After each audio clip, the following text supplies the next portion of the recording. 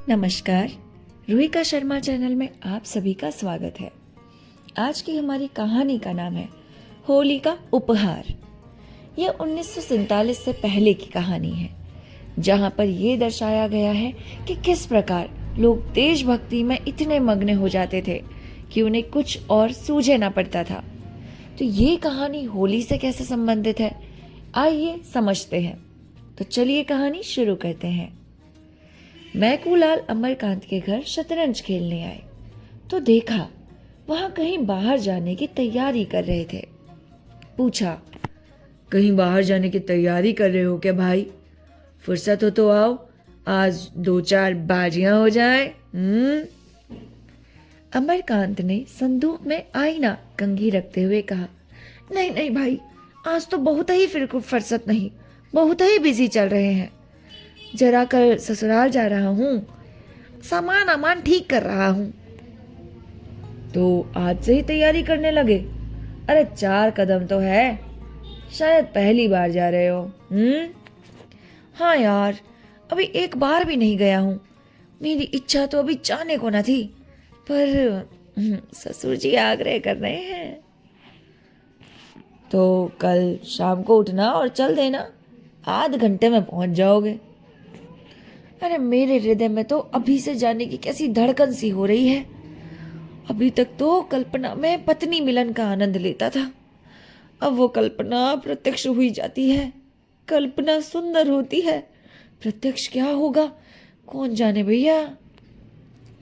तो सौगात ले ली या ना ली? खाली हाथ ना जाना, नहीं मुंह सीधा ना होगा। अमरकांत ने सौगात नहीं ली थी, इस कला में अभी अभ्यस्त ना हुए थे।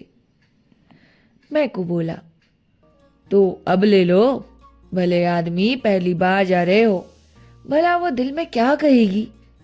तो क्या चीज ले जाऊं? मुझे तो इसका ख्याल ही नहीं आया। कोई ऐसी चीज बताओ जो कम खर्च और बालनशील हो, क्योंकि घर में रुपए भी भेजने हैं, दादा ने रुपए मांगे हैं। अबे हाँ, दादा ने रुपए मांगे हैं तो भला कैसे टाल सकते हो? दादा का रुपया मांगना कोई मामूली बात तो नहीं है।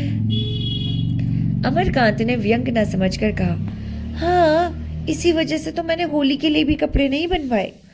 मगर जब कोई सौगात ले जाना भी जरूरी है तो कुछ ना कुछ तो ले जाना ही पड़ेगा ना। कुछ बता दो, हल्के दाम की कोई चीज बताओ बताओ। अब दोनों मित्रों में विचार विनिमय होने लगा। विषय बड़े ही महत्व का था। उसी आधार पर भावी दाम्पत्य जीवन सुखमय या इसके प्रतिकूल हो सकता था। पहले दिन बिल्ली को मारना अगर जीवन पर स्थायी प्रभाव डाल सकता है, तो पहला उपहार क्या कम महत्व का विषय है? देर तक बहस होती रही, पर कोई निश्चय न हो सका। उसी वक्त एक पारसी महिला एक नए फैशन की साड़ी पहने हुए मोटर पर निकल गई। मैकूलाल ने कहा, अगर ऐसी साड़ी ले लो तो वह जरूर खुश हो जाए। कितना सूफियाना रंग है, और वजह, वाह क्या निराली। मेरी आंखों में तो जैसे बस ही गई। अरे वो हाशिम की दुकान से ले लो, 24-25 में आ जाएगी। अमरकांत भी उस साड़ी पर मुग्ध हो रहा था। वधु ये साड़ी देखकर कितनी प्रसन्न होगी और उसके गोरे रंग पर ये कितनी खिलेगी। वह इसी कल्पना में मग्न था। बोला, हाँ यार, हमको भी पसंद है, लेकिन हासिम की दुकान पर तो पिकटिंग हो रही है ना। तो होने दो, खरीदने वाले खरीदते ही हैं। अरे अपनी इच्छा है, जो चीज चाहते हैं खरीदते हैं, किसी के बाप का साजा है क्या? अमरकांत ने क्षमा प्रार्थना के भाव से कहा, यह तो सत्य है, किंतु मेरे लिए स्वयंसेवकों के बीच से दुकान में जाना संभव नहीं। फिर तमाशाइयों की हरदम भीड़ भी तो लगी रहती है। मैकू ने मानो उसकी कायरता पर दया करके कहा, अरे तो पीछे के द्वार से चले जाना, वहां पिकटिंग नहीं होती। किसी देसी दुकान पर ना मिल जाएगी क्या? अरे हासिम के सिवा किसी दुकान पर ना मिलेगी। संध्या हो गई थी। अमीनाबाद में आकर्षण का उदय हो गया था। सूर्य की प्रतिभा विद्युत प्रकाश के बुलबुलों में अपनी स्मृति छोड़ गई थी। अमरकांत दबे पांव हाशिम की दुकान के सामने पहुंचा। स्वयं सेवकों का धरना भी था और तमाशाइयों की भीड़ भी। उसने 2-3 बार अंदर जाने का कलेजा मजबूत किया, पर फुटपाथ तक जाते जाते हिम्मत ने जवाब दे दिया। मगर साड़ी लेना जरूरी था। वह उसकी आंखों में खूब गई थी। वह उसके लिए पागल हो रहा था।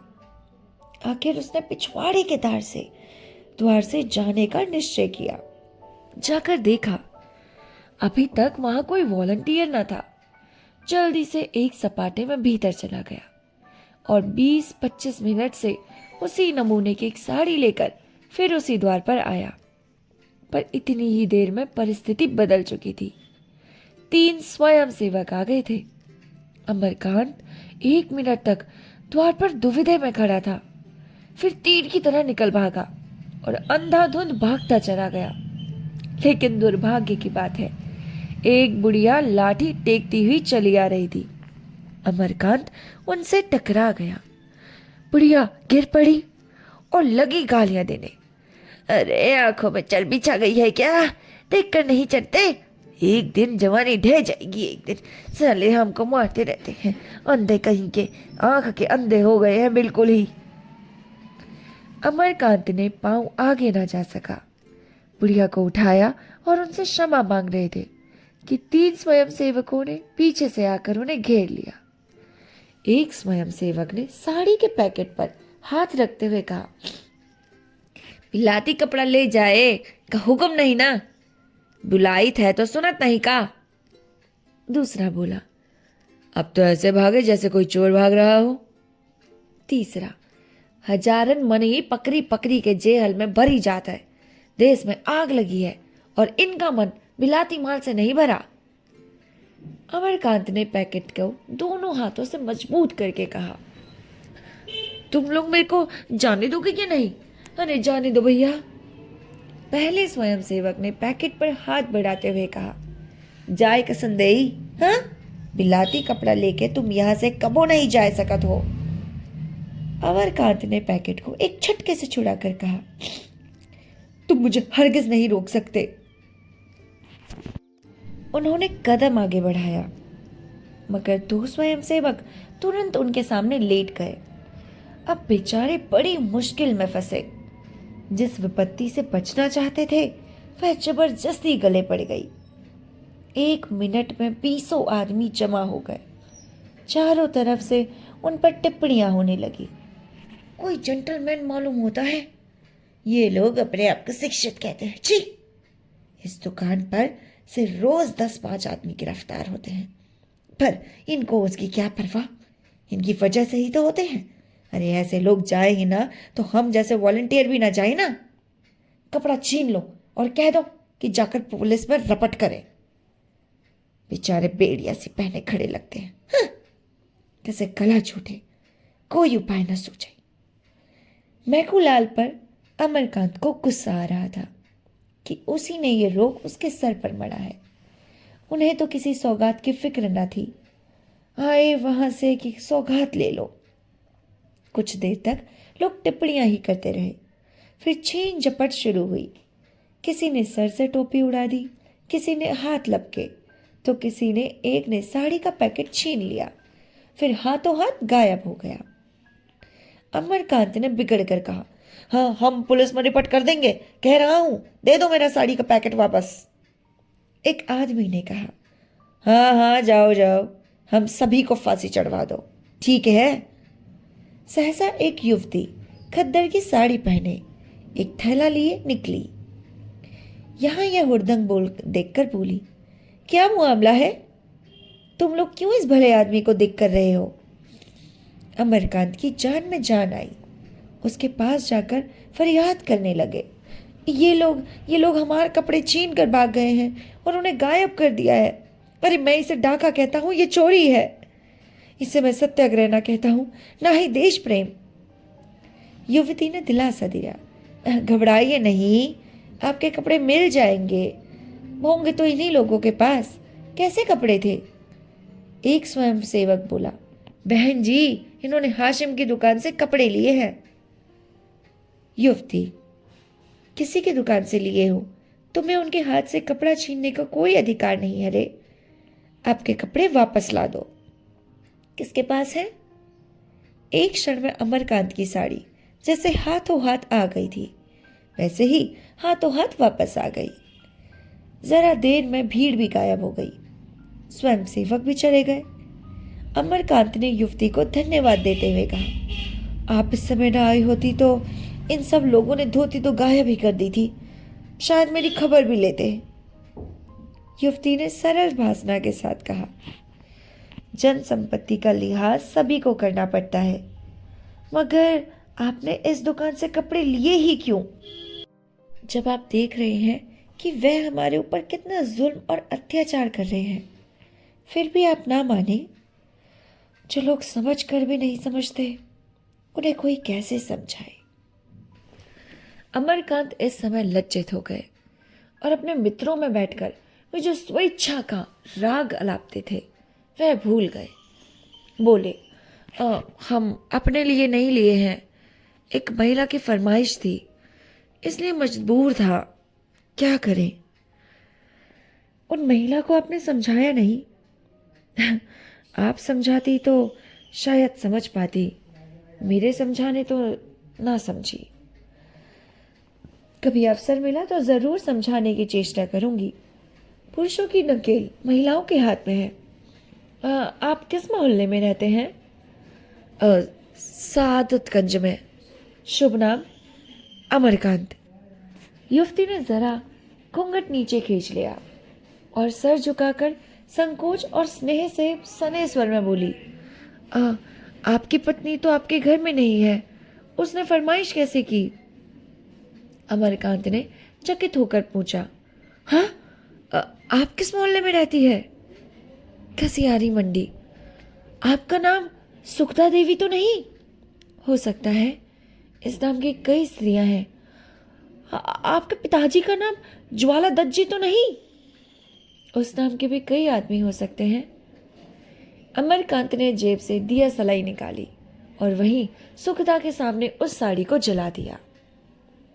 सुखदा ने कहा, आप कल आएंगे ना? अमरकांत ने अवरुद्ध कंठ से कहा, नहीं सुखदा, जब तक इसका प्रायश्चित न कर लूंगा ना आऊंगा।